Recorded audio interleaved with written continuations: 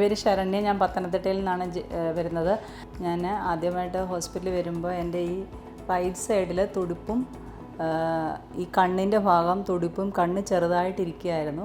മറ്റ് പലയിടത്തും പോയിട്ടുണ്ട്. 2 വർഷം 3 വർഷമായിട്ട് എനിക്ക് ബുദ്ധിമുട്ടുണ്ടായിരുന്നു.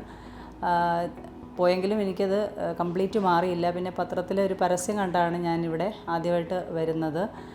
ഞാൻ ടീച്ചറാണ്, ഞാൻ കുറച്ച് സംസാരിക്കും, അതിൻ്റെ ആണെന്ന് വെച്ചു. പക്ഷേ ഇത് ഓരോ ദിവസം കൂടുന്തോറും അസുഖം കൂടിയിരിക്കുമായിരുന്നു.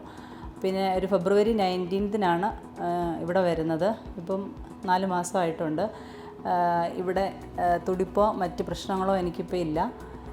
ഇന്ന് 3 മാസത്തെ മെഡിസിന് ശേഷം ഡോസും കുറച്ച് കംപ്ലീറ്റായിട്ട് ക്യൂർ ആയിട്ടുണ്ടെന്നാണ് മാഡം പറഞ്ഞത്. ഞാൻ കണ്ടത് ഡോക്ടർ പ്രീതി മാഡം, ന്യൂറോളജിസ്റ്റിനെയാണ്.